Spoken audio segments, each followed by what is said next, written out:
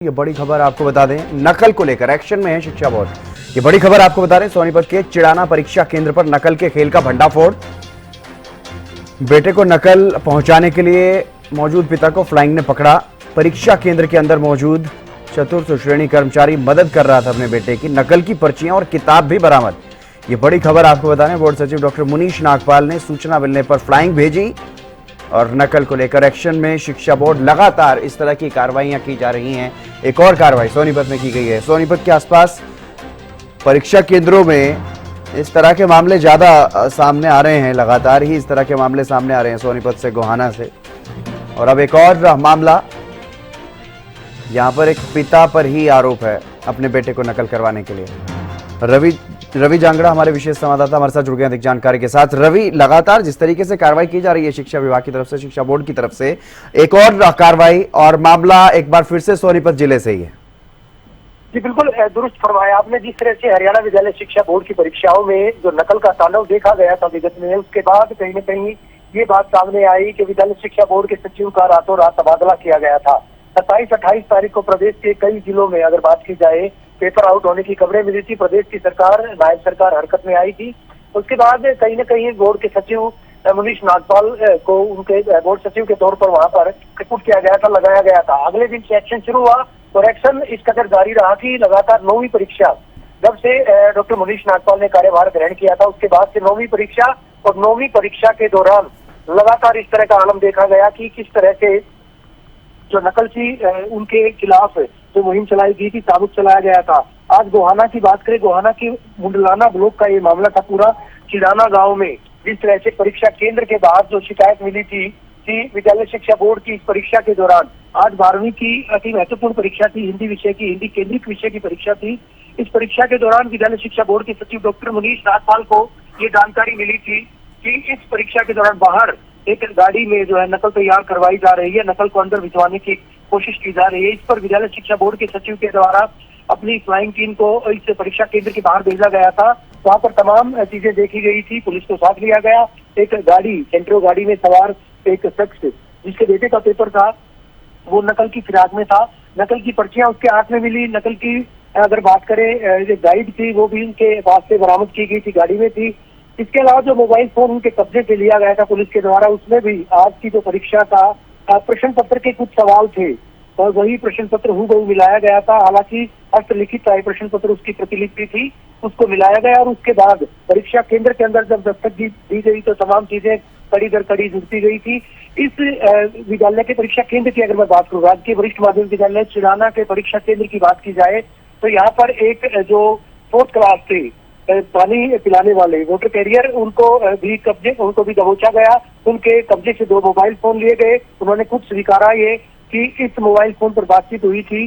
जो आरोपी शख्स था प्रवीण, जो कि कुरुक्षेत्र में एक गांव में, अगर मैं राजकीय स्कूल की बात करूं, वहां पर क्लर्क के पद पर कार्यरत था। अपने बेटे को यहाँ पर परीक्षा दिलवाने के लिए आया था। बाकायदा खेल रचा गया था, वाटर कैरियर की मदद से अंदर नकल पहुंचाने का खेल रचा गया था।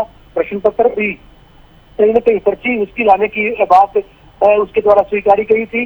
तो बहरहाल पुलिस के द्वारा 2 लोगों के खिलाफ, चाहे वाटर कैरियर हरिओम की बात करें जो कि राजकीय वरिष्ठ माध्यमिक विद्यालय चिड़ाना में बतौर फोर्थ क्लास वो कार्यरत था, और इसके अलावा अगर बात करें जो क्लर्क कुरुक्षेत्र के भूस्थल में कार्यरत था, उन दोनों के खिलाफ पुलिस ने मुकदमा दर्ज किया है, पर्चा दर्ज किया है।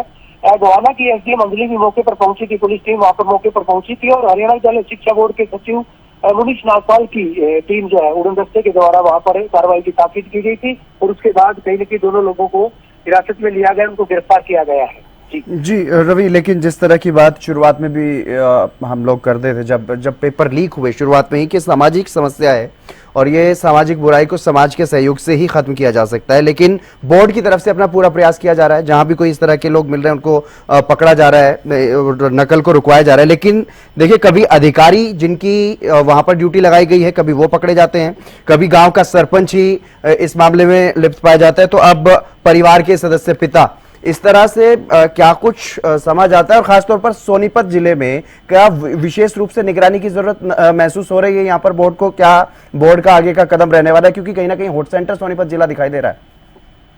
बिल्कुल आपने दुरुस्त फरमाया, लेकिन उससे पहले ये बात जो है स्पष्ट जरूर करना चाहेंगे दर्शकों के सामने की पेपर लीक की जो बात कही गई है, पेपर लीक कहीं नहीं हुआ था, पेपर आउट हुए थे। पेपर लीक परीक्षा से पहले होते हैं, प्रश्न पत्र खुलने से पहले होते हैं। पेपर आउट ये प्रदेश सरकार ने भी माना था।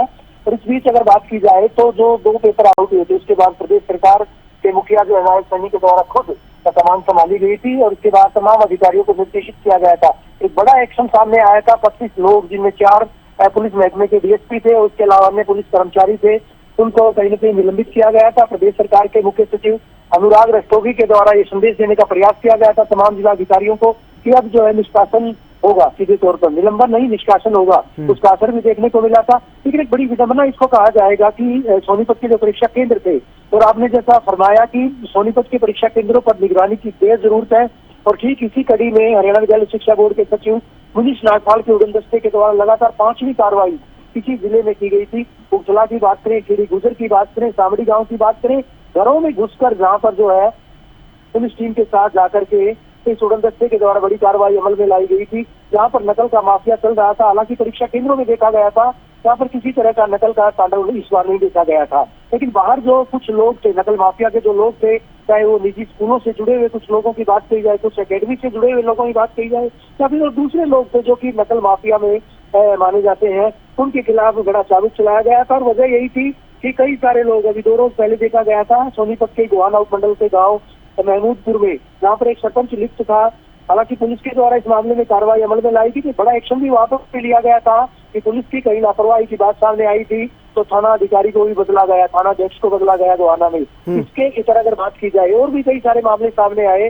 बड़ी जो है कार्रवाई अमल में लाई गई है, चाहे वो सेंट्रल सुपरिंटेंडेंट के खिलाफ कार्रवाई की बात करें या फिर जो केंद्र के पर्यवेक्षकों के खिलाफ कार्रवाई की बात है। तमाम लोग जो इस नकल के धंधे में लिप्त थे या कहीं न कहीं परीक्षाओं की शुचिता बरकरार रखने में नाकामयाब रहे थे, उनके खिलाफ बड़ी कार्रवाई अमल में लाई गई थी, एक्शन में लाई गई थी। और वजह यही थी कि ऐसे लोगों के खिलाफ, चाहे सरकारी महकमे के अधिकारियों की बात करें, सरकारी स्कूलों के अध्यापकों की बात करें, निजी विद्यालयों के अध्यापकों की बात करें, जो जिनको बतौर पर्यवेक्षक, बतौर सुपरवाइजर डेप्यूट किया गया था, तैनात किया गया था, उनके खिलाफ भी कड़ी कार्रवाई एक्शन में ली गई है।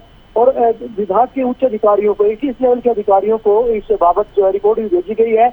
ऐसे में माना जा रहा है कि कई अधिकारियों का, कई कर्मचारियों का निलंबन इस पूरे मामले में तय भी किया जाएगा, क्योंकि प्रदेश सरकार पहले ही कह चुकी थी पूरे मामले को लेकर। तो जाहिर सी बात है, जिस तरह से मामले सामने आए थे, प्रदेश सरकार ने खुद कमान संभाली, विद्यालय शिक्षा बोर्ड के सचिव को रातों रात बदला गया था, और उसके बाद जिस तरह की कार्रवाई अमल में लाएगी उसके मुताबिक अब जो फिलहाल की अगर बात करें, आज एक बार फिर से बड़ा एक्शन देखने को मिला था। जी चलिए, बहुत शुक्रिया तमाम जानकारी देने के लिए रवि।